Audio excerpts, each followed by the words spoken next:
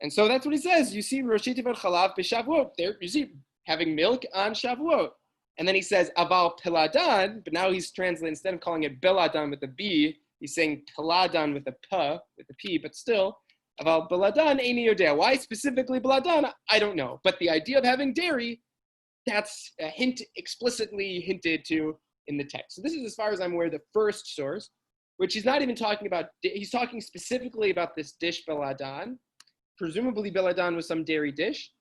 Maybe there was no significance to Biladan. It was just like cheesecake. There's maybe not inherently any significance of cheesecake on Shavuot, but there's dairy. So he's saying, look, dairy is an idea on Shavuot because the Torah hints to chalav, hints to milk when it has these three letters, chet lamed bet. Any thoughts, any questions on that? Anyone think that's a weak reason to have dairy on Shavuot? The fact that someone found it in the first letter of three words that happen to be next to each other here?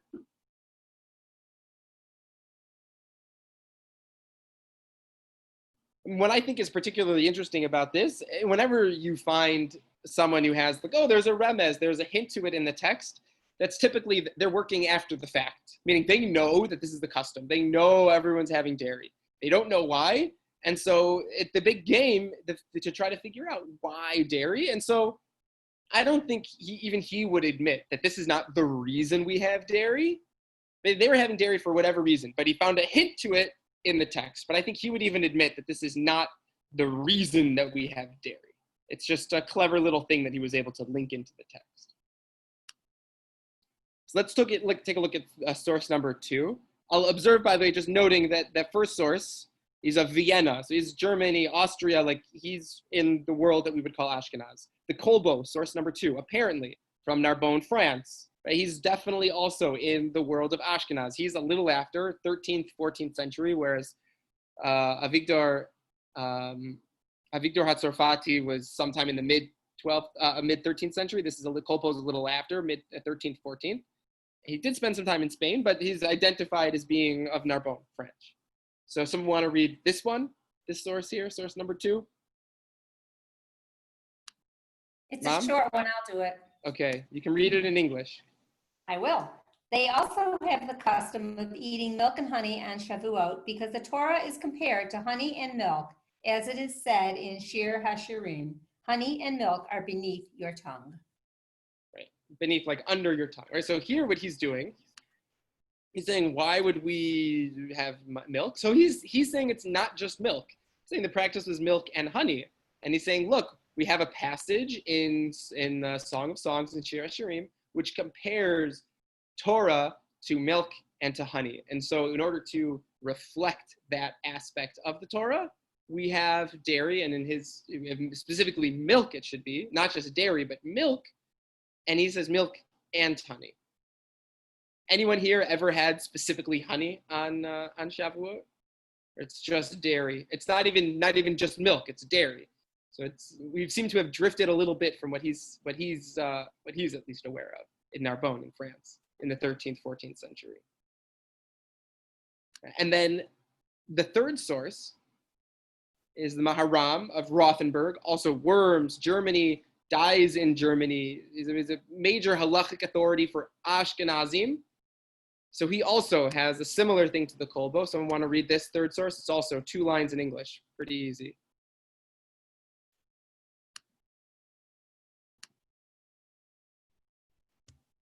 I got it. Go ahead. They have a practice to eat all types of sweets like honey and milk. Like the verse states, milk and honey under your tongue. And it's explained to be about the giving of the Torah.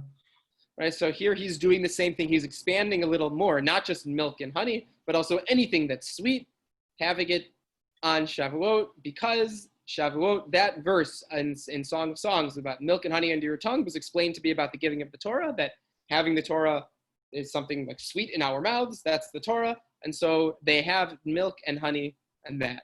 And again, this is also Ashkenazi. Any thoughts, challenges, issues with it so far as we're following along? You know, we're still, the Maharam is around the same, the Maharam is still around the same time as the Kolbo, which is still around the same time is a Victor HaKohen's. This is hitting the scene of these three sources, these two sources. No, sorry, we just read the Maharam. Sure. These three sources are all in the same general part of the earth around the same general time period. Right, so now let's take a look at the fourth source, which is the Ramah of Moshe Isserlis. Moshe Isserlis was considered one of the leading, if not the most authoritative source among Ashkenazic Jewry. And there's a comment, the Shulchan Aruch, which is the major code of Jewish law, written by Rabbi Joseph Caro, who was reflecting the Sephardic practices. So I have in there in that little italicized bio piece. The Ramah, Rabbi Yosef Caro talks about Shavuot. You count the Omer like this, and then you start to celebrate Shavuot like this. The Torah reading is such and such. You can't do work, etc., etc., etc. And that's when he finishes. And then Rabbi Moshe Isserlis, the Ramah, who often reflects the Ashkenazic practice, adds something. And he says, okay, that's nice about, counting the Omer and having special services for Shavuot. But then he adds the following. What does he add here? Someone want to read this in the English, 4 lines in the English? Every place has the custom to eat dairy on the first day of Shavuot. And it seems to me the reason is like having 2 cooked things at the Seder, which corresponds to 2 sacrifices. So we eat dairy and then meat because we'd end up having to eat 2 loaves of bread on the table, which is like the altar in remembrance of the sacrifice given on Shavuot. Okay, so what is he talking about here with the 2 breads? Anyone have any idea what he's talking about when he says 2 breads? He says we end up, if we have meat, we have dairy, then meat, we end up with 2 loaves of bread on the table. Can anyone take a stab at what he might be referring to? Okay, we have a general, we don't eat dairy and meat together. Mishnah? So it's interesting. It's not Lechem Mishnah. Because he's getting at something specific to dairy and meat. That was something that bothered me that I never fully understood about this passage of the Ramah. So Charles, we'll come back to that question in a minute. But what he's getting at with the dairy and the meat, with the 2 loaves of bread is because we don't eat dairy and meat together, right? We can agree that that's not kosher to have dairy and meat together. Not only that, but there's a general concern that if you have whatever food is on the table when you have your dairy meal, and you're passing the cheese casserole over here, and you're passing the yogurt over there, and you're not so careful, you might have yogurt that splashes onto the loaf of bread. Now, if you take that loaf of bread and you put it on the table when you're having meat, so then you're making your corned beef sandwich and you just cut up a piece of bread from that. But oh my gosh, there might be some yogurt that splashed on the bread that now you're having in your corned beef sandwich that's dairy and meat together. So the general practice is whatever bread, because bread is something that goes well with dairy and meat, whatever bread is on the table during the dairy meal can't be on the table for the meat meal. And so the Ramah says that we have the practice of using dairy and meat because that'll force us, I guess what he's envisioning is having during one meal, saying hamotzi and eating 1 loaf of bread and having the dairy with it, and then pulling out another loaf of bread entirely, which means that you will have had 2 loaves of bread on the table. So Charles's question was something that bothered me that I didn't really fully understand, because the general practice, according to the Ramah and according to the Shulchan Aruch, is that you do have Lechem Mishnah. Anytime you say hamotzi on Shabbat or on a holiday, you have 2 loaves of bread anyway. So I'm not really sure exactly what his point is, unless what he's thinking is that, people might ordinarily carry over a loaf of bread from dinner. They might use the same loaf of bread for lunch. And so, you might have, like, my family sort of has sometimes here we'll have like the board of matzah that will just be used at dinner and then at lunch, and sort of like just carries on the whole time, is always on the table. So I think maybe what he's driving at is that you can't do, because once the matzah was on the table for the dairy meal, it should not go on the table for the meat meal because there might be some dairy on it. You might come to eat it with the meat. What he's describing here is there are 2 things that are worth noting. Number 1, he's describing for Ashkenazim, there's actually a few things worth noting here. All the sources that we've seen so far, source 1, source 2, source 3, source 4, are reflecting Ashkenaz, the European, right? We haven't seen anyone, and as far as I'm aware, none of the early sources nowadays, I saw some passages from like Rabbi Ovadia Yosef, who passed away several years ago, but he was the Rishon LeZion, the chief rabbi in Israel, Sephardic chief rabbi in Israel. So okay, so in the early thousands, Sephardim were certainly doing dairy on Shavuot, but the earliest sources I saw no mention of, which is something interesting, that there may have been some, it may have culturally been really only an Ashkenaz thing, and then it spread into the Sephardic community, so that nowadays it happens in the Sephardic world.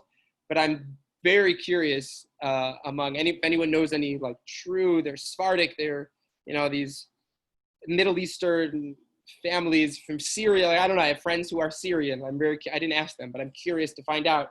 They might have dairy, but if their grandparents or great grandparents had dairy on Shavuot, I don't know. But my guess would be that they probably didn't, going far enough back, because all the early sources are all only in Ashkenaz. So that's one thing I think is worth noting. The second thing worth noting is that he's describing, the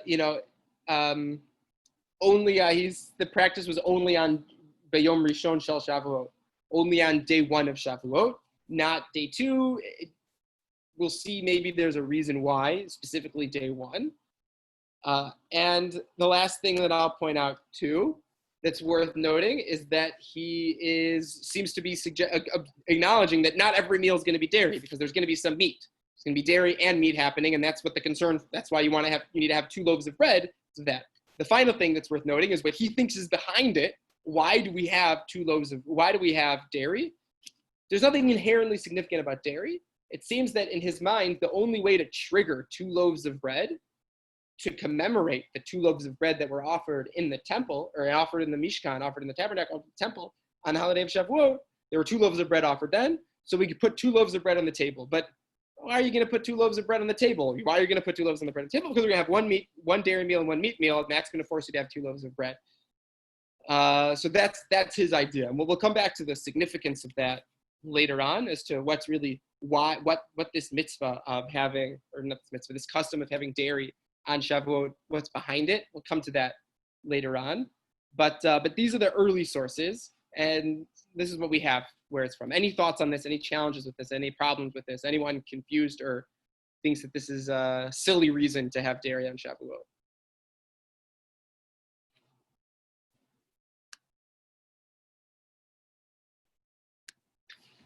Okay, so there's a problem with the custom, potentially.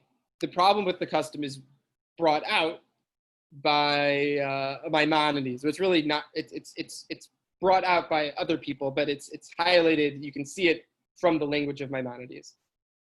So someone want to read for us Rambam in the 5th source here? Here Rambam is talking about the laws of the holidays, how one celebrates a holiday.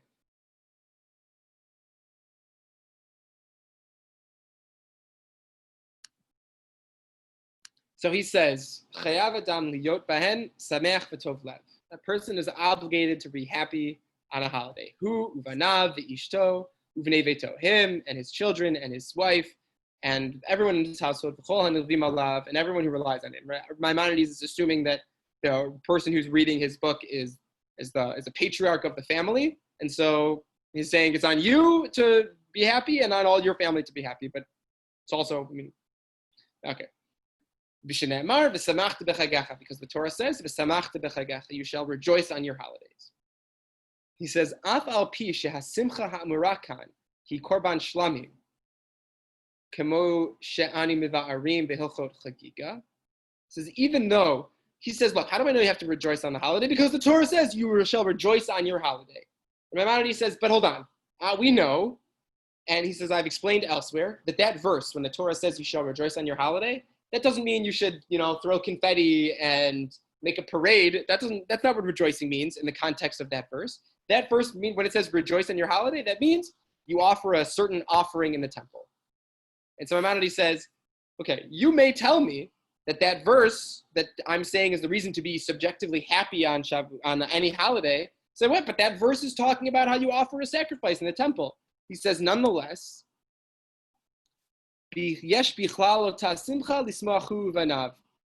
says even though this were reference in the verse when you shall rejoice in your holidays is a reference to a particular sacrifice, there is still within that the concept of subjective happiness.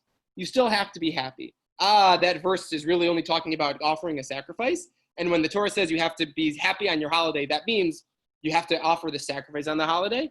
Nonetheless, Rambam says, still, it says you should be happy. And so even though the main thrust of that verse is that you offer the sacrifice, you also need to be subjectively happy. Okay, so that's what he says. Then he continues, and he says, Ketzad, so how do you achieve happiness? Haktanim noten lehem klayot agozim umigdanot. Children, you give nuts and treats to them. You give them little candies and fun things to play with and eat. V'hanashim koneh lehem begadim v'tachshitim na'im kifi mamono. It says, for how do you make your wife happy? You buy her fancy outfits, fancy clothing. She'll be happy with that. That's how you do it. Okay, v'hanashim, and how do men celebrate? How are they happy on the holiday? Ochlin basar v'shotin yayin. They eat meat and they drink wine. She'ein simcha el b'basar ve'ein simcha el b'yayin. Because he quotes a passage from the Talmud that says, there is no happiness without meat. There is no happiness without wine. And so he says, every holiday meal needs to have meat and wine because the Torah says you have to rejoice. And even though the verse is really talking about a sacrifice, you still should be happy. And what is happiness? Happiness is defined by the Talmud as meat and wine. So what's the problem from this? If you're going to have a meal of dairy on Shavuot, what would Maimonides, what would Rambam say about that dairy meal?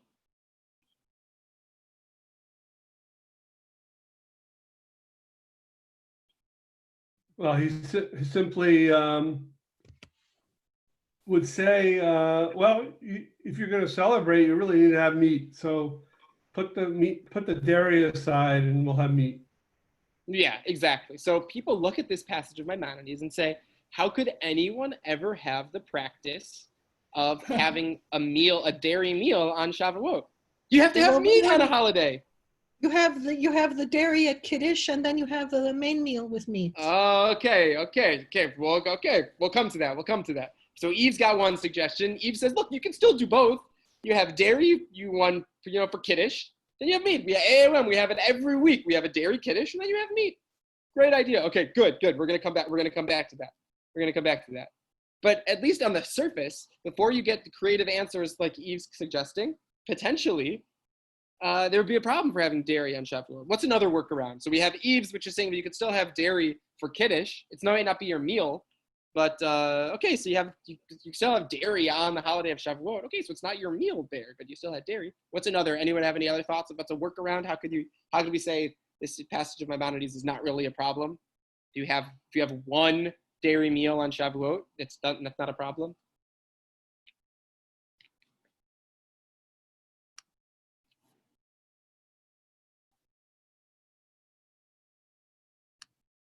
It could be, maybe. Okay, so you had one dairy meal on Shavuot. Does that mean that you didn't rejoice on the holiday of Shavuot? You have 2 days of Shavuot outside of the land of Israel, right? We have 2 days here. So you're telling me one meal was all dairy and I didn't rejoice on the holiday? I had dinner on Thursday night, that was meat. I had dinner on Friday night, that was meat. I had lunch on Saturday, that was meat. Okay, lunch on Friday was dairy.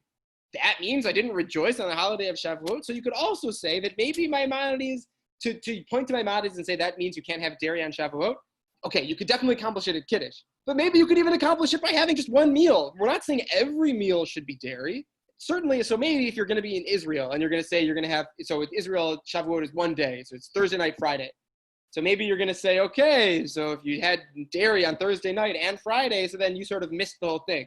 But I mean, if you had even 2 out of 4 meals on Shavuot were meat, why would that not be, why would that mean that you didn't rejoice on the holiday? So that's another workaround that people point out about Maimonides. There's a third workaround,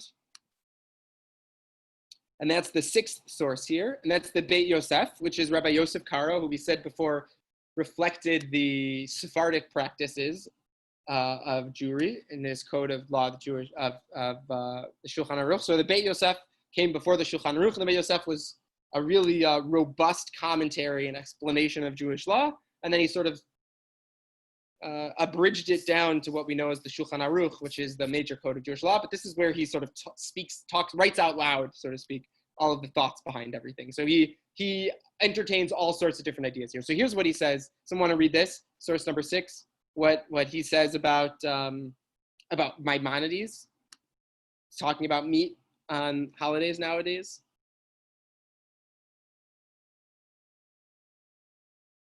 Source number 6. I got it. In the Talmud, we read that a man must rejoice and make his children and household rejoice.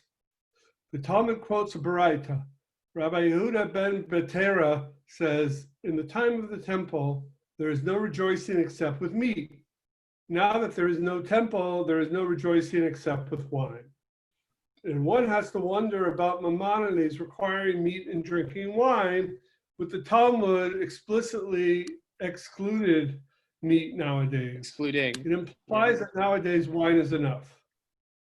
Right, so what is the Beit Yosef pointing out about Maimonides? Maimonides made a whole stink. He said, you have to have meat, you have to drink wine, that's how you celebrate a holiday. And what is Rabbi Yosef Karo saying? He's saying, what are you talking about? Meat?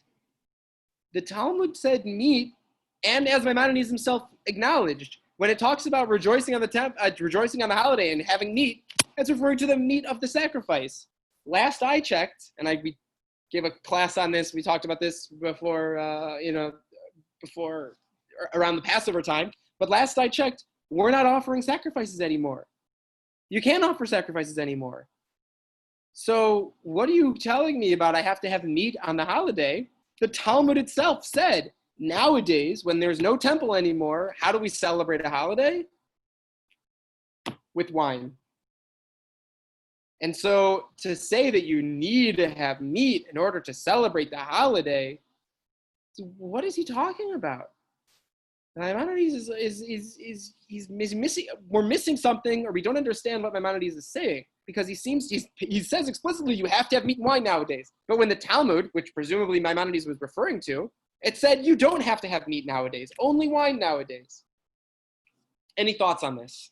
Any thoughts whether you think what Rabbi Karo was saying is compelling, or whether you think that maybe Maimonides means something different, or whether you think this is a workable workaround, or it doesn't, not enough? You still feel like you should have meat on a holiday of Shavuot. If you had all dairy meals on Shavuot, you might not have fulfilled the mitzvah of celebrating on the holiday, according to Maimonides. Anyone thoughts on this?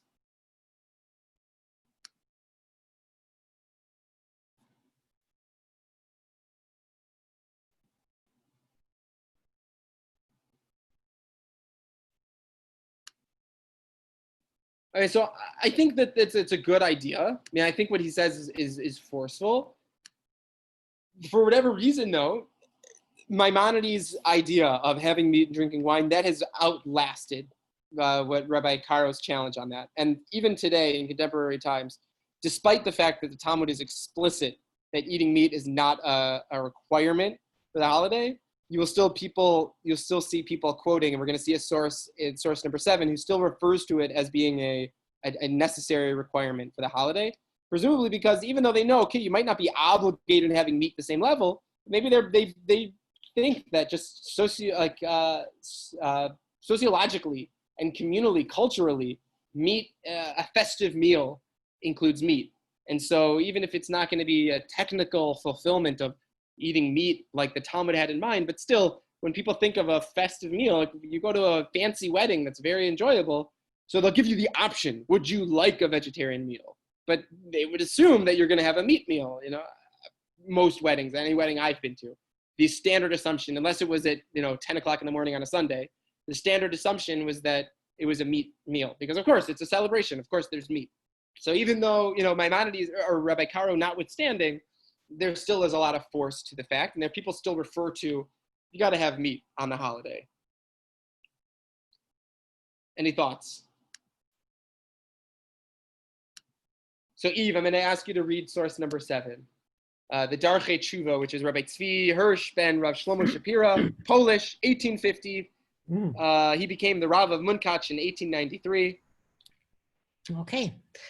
I heard that there are those who refrain from eating meat during the day because of Simchat Yom Tov.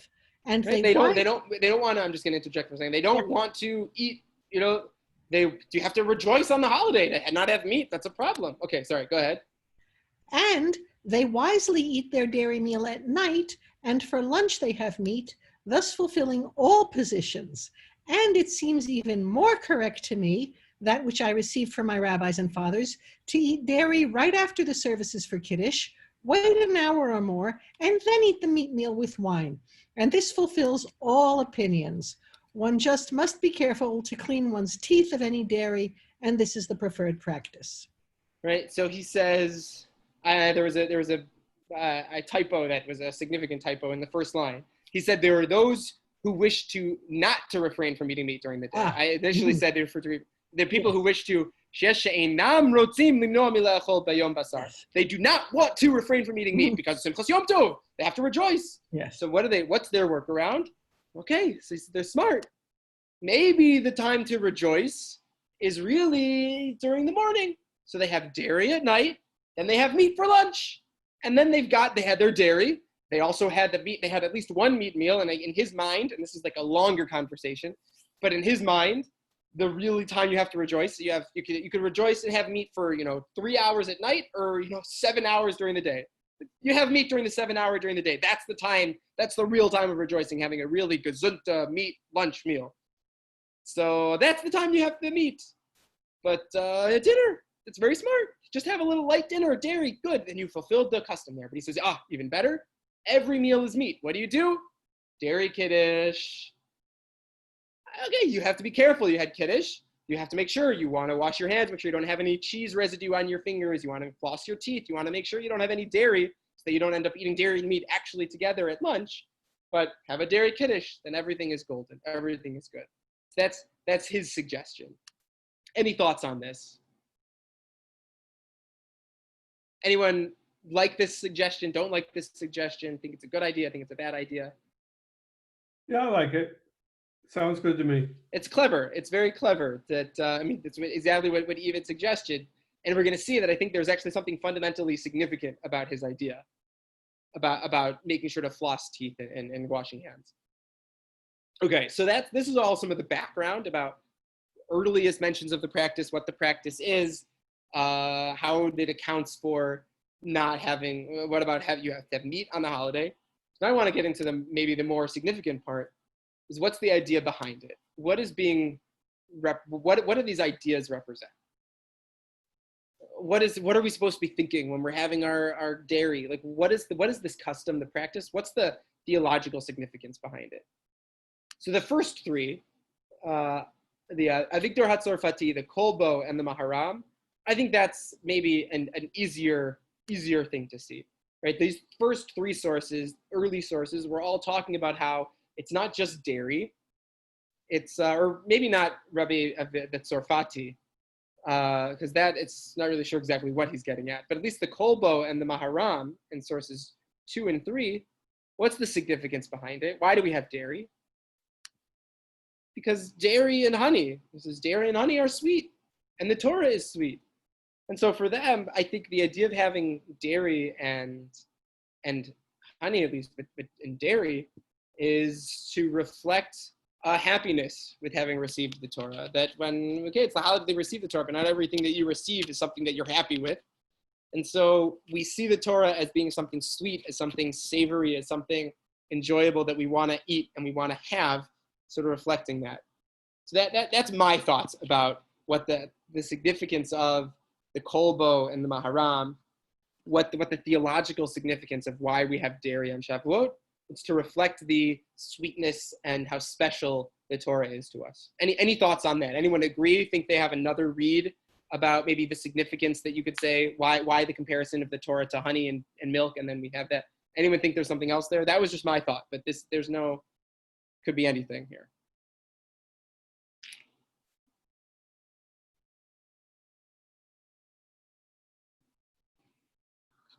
Yeah, if you're good with it, I'm good with it. My thought, so it's fine with me. So how about the second story, the Ramah? Rav Moshe Isserlis. So he said, why do we have dairy? Dairy is just there as a trigger to force us to have the 2 loaves of bread. So what would be behind the 2 loaves of bread? Anyone have any thoughts on this? Like, why would we want to mimic the offering why would we want to do that? And I think there are 2 things here that 2 thoughts about this. But anyone have any thoughts? Why would we want to mimic what's happening in the temple? But we do. Rabbi Ramah says, Rabbi Israel says, we do this on Pesach also. Right? We have the shank bone and the egg, which are supposed to represent the two different sacrifices that were given on Passover. So we do it on Passover also. Why also Shavuot?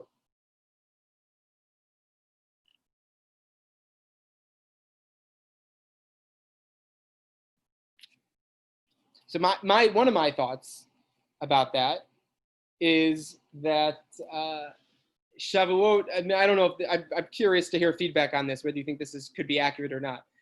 But Shavuot is a holiday. Passover has all sorts of different rituals that are associated with it. Maybe specifically matzah, but the whole Seder night. Rosh Hashanah has the shofar. Yom Kippur has the fasting. Sukkot has the sukkah and has lulav and etrog. Every holiday have these customs, these things that we have that were tangible that we can sort of connect to. And Shavuot sort of stands alone. And I think if you teach elementary school in a Jewish school, and the kids comes home and they make the lulav, a picture of a lulav, and they bring some show and tell thing home. They made some arts project of Pesach. They have all these different things that they do. And then on Shavuot, they don't have anything tangible to make because there are no ritual items associated with it. So one of my thoughts was that the reason that we want to emulate the temple was because that's really all we have of Shavuot. There was nothing. The average person in temple times, on Passover, everyone had something to do. They had the Korban Pesach, they had the Passover offering, they had the matzah to eat. Rosh Hashanah, Yom Kippur, everyone had Sukkot. Everyone had something that they had to do. Shavuot sort of stands alone as being this holiday that, unless you were the priests in the Mishkan, you would have nothing to do on Shavuot. It was just a day off. And so I wonder if part of one of the reasons that we do that, we force the Shavuot thing, we force the two loaves thing onto our table, because otherwise we would have nothing to do. And there is nothing for us to do. So we try to emulate what happened in the temple because that's at least something for us to do. That was one thought that I had. The second thought that I thought, Rabbi, in this ninth source, Yitzchak, the Akedat Yitzchak, Rabbi Yitzchak Arama, 15th century, Spain.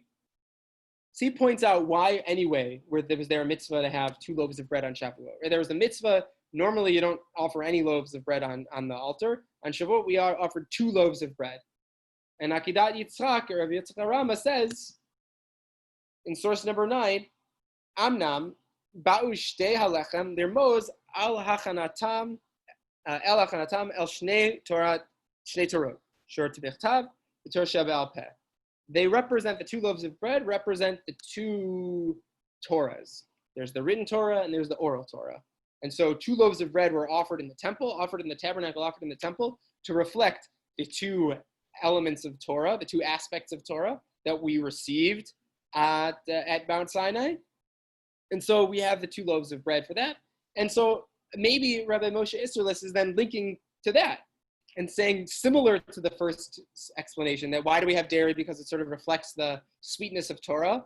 Akedat Yitzchak is saying we have the dairy, or maybe Rabbi Isserles is saying we have the dairy to force us to have the 2 loaves of bread, which reminds us of the 2 loaves of bread that were offered in the temple. That reminds us of the fact that there are 2 Torahs. There's a written Torah and the oral Torah.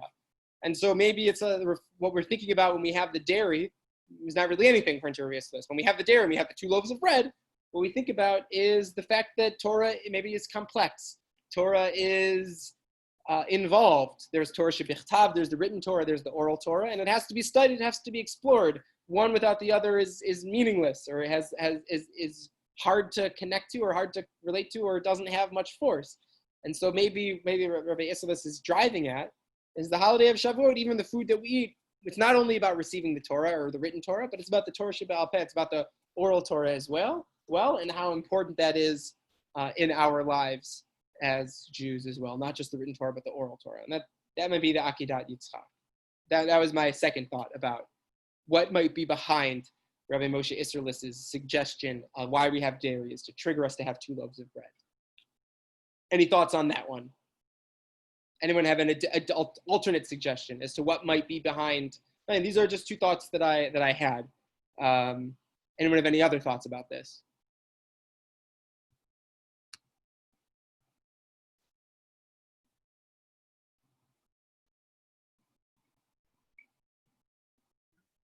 Seems So like they're escaping the real question, which was the idea behind the dairy, and just giving it's because of the 2 loaves. yeah, that's the challenge with, I think, Rabbi Israelis' suggestion, is that it really has nothing to do with dairy then. Yeah. Yeah, and I think that's there's a reason that people give a lot of different answers aside from what Rabbi Israelis says, and I think that's one of the reasons why, is because they feel like it's sort of it circumvented it avoided the problem. It gave an answer, but it didn't answer the question. It Right. answered a different question. It didn't answer the question. So here's another explanation that's given. The Magen Avraham, source number 10, Ray Avraham Gambiner, I'm talking 17th century, also Ashkenazi. What's significant about him, it's not in the bio, these bios I took from online, it's not included here, I don't think, but one of the things that the Magen Avraham, Rabbi Gambiner, is known for and significant is that he introduces a lot of Kabbalistic and mystical ideas into the halacha. I mean, we have all different practices that we do, and he infuses a lot of it, or at least quotes the Zohar and quotes mysticism and includes that, and sort of without it, there are a lot of people who would know very little of Jewish mysticism without him infusing the text, with it. So here's the suggestion that he gives for why we have dairy, which is a little out there and certainly very mystical and out there. Someone want to read source number 10?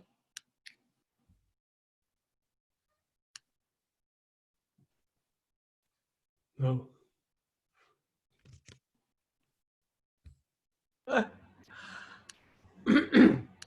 I'll read it. Okay, go ahead, Eve.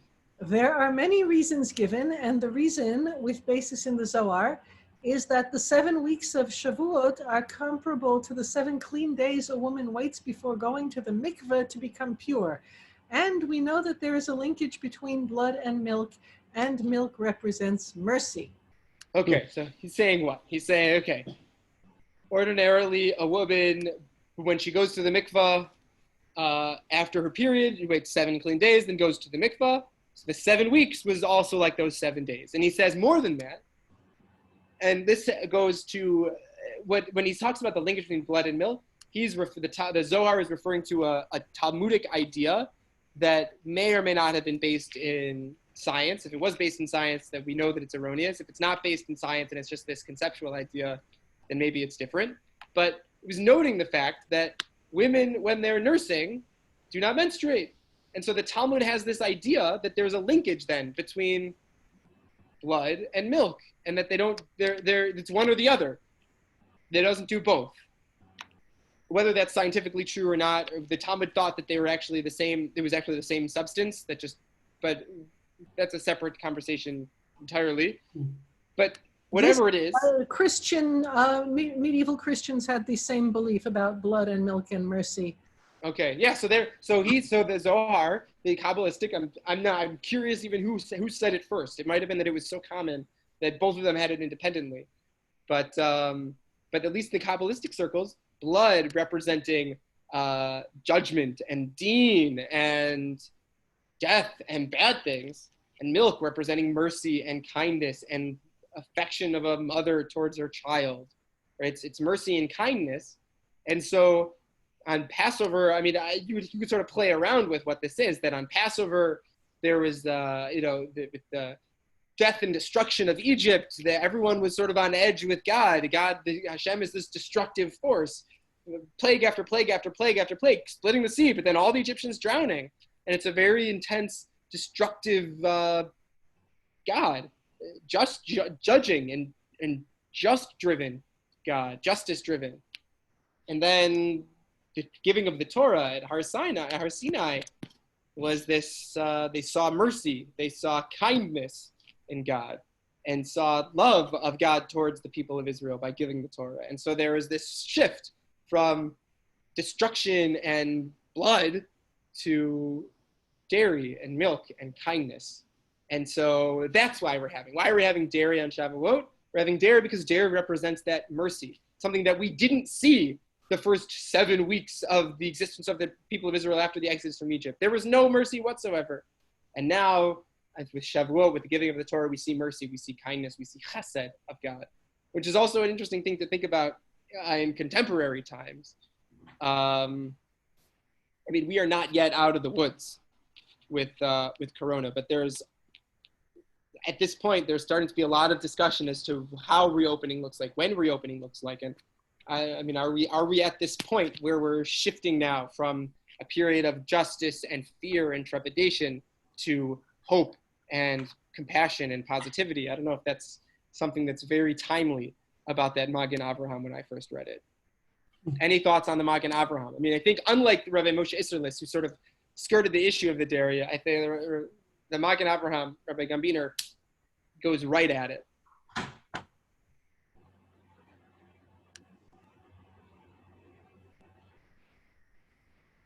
I want to look over source number 11 and 12, look at them sort of in tandem. Source number 11 is the Mishnah Berurah, Rabbi Yisrael Meir HaKohen, died in the 1930s. Mishnah Berurah was one of his major halachic works. He spends a lot of time quoting other people and then agreeing or disagreeing with them. So you'll see that's what he starts with, quoting the Magen Abraham's opinion. Did someone want to read here source number 11 for us? Why he says why we have dairy on Shavuot? See Magen Abraham, and I heard the correct reason. So he said you should see what Magen Abraham said about the blood to milk thing, but I'm going to tell you the real reason. So it's just okay. Anyway, go ahead. And I heard the correct reason. For at the time they were standing at Sinai and received the Torah, for within the 10 Commandments the entire Torah is subsumed. They went home and they couldn't find any. Sorry, they went home. Home, yeah. Okay. They went home and couldn't find anything to eat except for dairy, because any meat they had would require shchita, and all the rules for slaughtering animals, and they didn't have any meat pots. So they dairy, and so we do. So they ate dairy, and so we do too. Right? So he says, look, they came home. Okay, we have all these laws. First, they're like, oh my God, all of my pots, none of my pots are meat. All I have are dairy pots. So what am I going to do? And even if I wanted to, if I could even go to Bed Bath & Beyond and buy a new set of pots, I have to slaughter my cow, but I don't know how to slaughter my cow. It's a complicated thing to get the knife, to slaughter it, to salt it, to this, that. I don't have time. Everyone's hungry. Forget it. We'll just have dairy. And so they said, okay, so why do we have dairy? Because they had dairy. Why did they have dairy? Because what you get the pain it would have been to have a meat.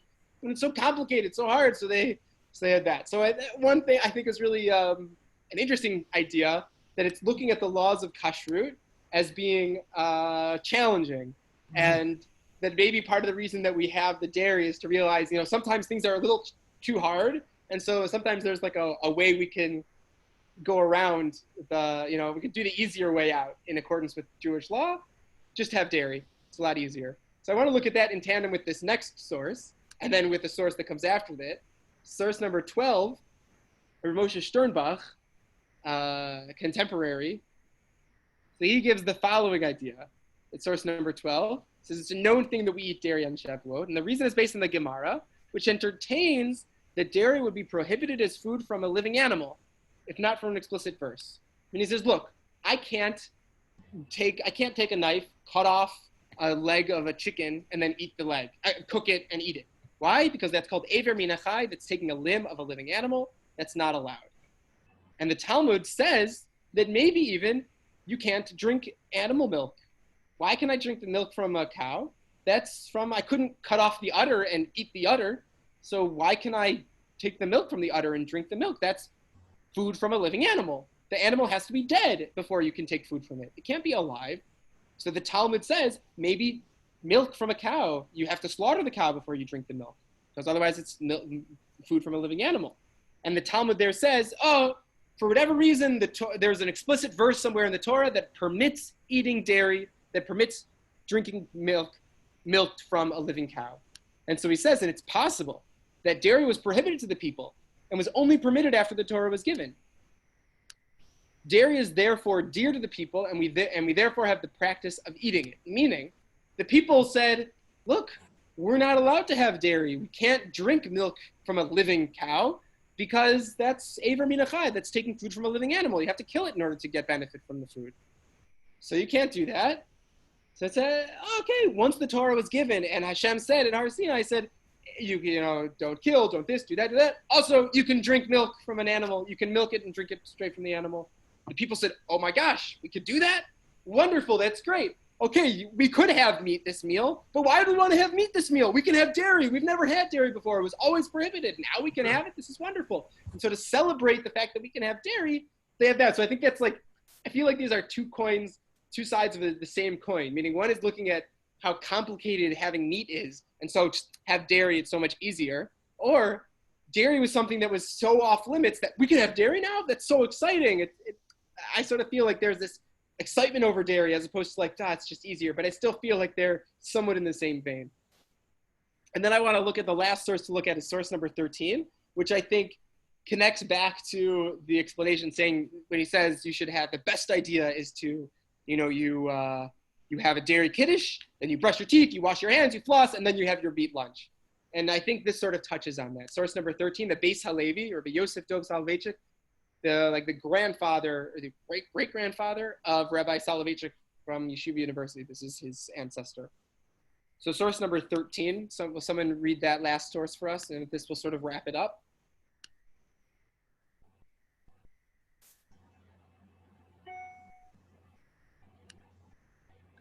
And this is the reason for our practice to eat dairy on Shavuot, that on Yom Tov there was a requirement to eat meat, for there was no rejoicing without meat. And on Shavuot we also eat dairy in order to fulfill being careful when going from dairy to meat, which is washing the hands and rinsing the mouth out. He says, why do we have dairy? We have dairy so that we can keep Jewish law very carefully. So how do you, when you receive a gift, how do you demonstrate appreciation for that gift? You use it, you get involved in it. If we wanted to take the easy way out, we would just have meat every meal, we'd have dairy every meal. But do we want to appreciate having received the Torah? We're going to do meat and dairy in the same meal. And we're just going to be very careful about how we do it. We're going to have the dairy first, then we're going to make sure we don't have any dairy in our mouths. Then we have the meat, then we don't have dairy and meat together. But how do you demonstrate love and affection for something? By not only doing it, but getting involved in it and like getting into the very nitty gritty details of it. And so we have that dairy and then that meat in order to demonstrate not only dairy is easier, whatever, or we couldn't have dairy now. No, the reason is because when we have dairy and meat, we have to that means we have to spend time studying and carefully doing the meal and saying, well, how do we have the meat and how do we have the dairy and how do we do this and how do we be careful to do that? And there's nothing shows affection for the Torah more than getting into the weeds of the Torah. I love this one. And this is very much getting into the weeds of the Torah. Mm-hmm. And so I think we have multiple different suggestions that are out there as to why we have dairy. It could be that it's just a clever word play that the very first source had, that we had this like chet, lamed, bet. It could be also two loaves of bread. It could be to say that we appreciate the Torah is sweet. It could be that, you know, dairy is so easy, or because dairy is so, it's not so easy. Or the Beis Halevi, who says that we have dairy and we have meat because we want to really get into the weeds. But either way, when you have your cheesecake and you have your blintzes, you have your whatever you're going to have that's dairy. I might, you know, cereal and milk is also dairy. It's also a very good meal. Whatever you have, hopefully you'll have something to bring to your holiday experience that can be a little more meaningful and more than just having a cheesecake or a blintz, but to sort of appreciate the rich history and the meaning that may be behind that blintz.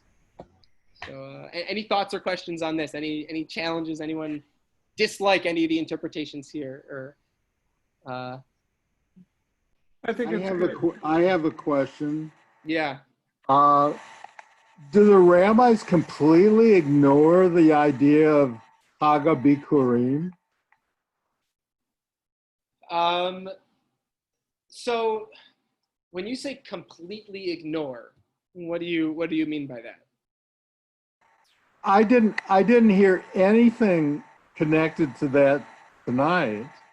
Right. Well, so here's the reality is that, I mean, it's not so much in the certainly in the Babylonian Talmud, there's very little discussion of Chag HaBikurim as being the holiday of the first fruits, because it was not practiced in Babylonia. And even among contemporary rabbis, I mean, the agricultural aspect of Sukkot being Chag HaAsif and Chag HaBikurim for this. Chag HaKatzir. Like, these are, if you were living in Israel and you were directly connected to the agriculture, there's a lot of discussion about it. But as far as the rabbis, and also I cherry-picked sources that were talking specifically about dairy. So that's why there was no mention of Chag HaBikurim. There certainly is discussion of Chag HaBikurim, but it doesn't feature prominently because most of these rabbis were not, they weren't farmers. It wasn't it didn't mean anything, the agricultural holiday to them. And the significance is that a lot of people point out is that all of these holidays, while they have agricultural significance, part of what the significance of Judaism is that it overlays the agricultural significance with religious significance. So Sukkot, when you're harvesting and bringing your harvest in, is not just that, but it's celebrating and thanking God for the bounty that we have. And the barley harvest and the wheat harvest and all those things become spiritual, religious holidays, not just agricultural. That's one of the things that a lot of, I think, like contemporary Bible scholars in 2020 talk about when they talk about dual nature of all of the holidays, is that part of what the goal of Tanakh was to take something that people were doing anyway and overlay it with religious, spiritual significance. Yeah, but literally, I mean, people should rejoice in the fact that they do have the bounty. For sure, there's no question, but that doesn't lead you to have dairy on Shavuot. Well, except in the context of an agricultural economy, there may be good reasons for having dairy in the spring because the calves, the cows have all had calves, and okay, so that's a good suggestion. It's a new one. I haven't heard that, but it's an interesting idea. It's a good one. Okay, it could be that. It could be that it's linked to that. It could be that it's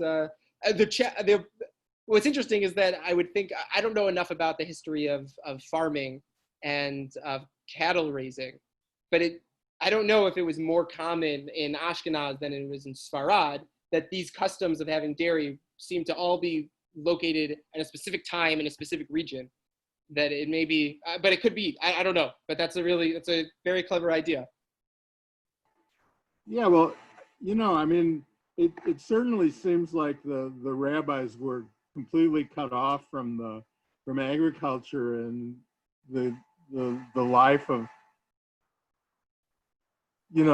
Yes and no. I mean, Rashi made his living as a vinter, And yeah, that's true. I mean, there definitely were rabbis. It's true. Maimonides was a doctor, right? A lot of these rabbis weren't farmers, but it's interesting. I mean, it's interesting. It's a definitely interesting thing. I want to research to see if there's anyone.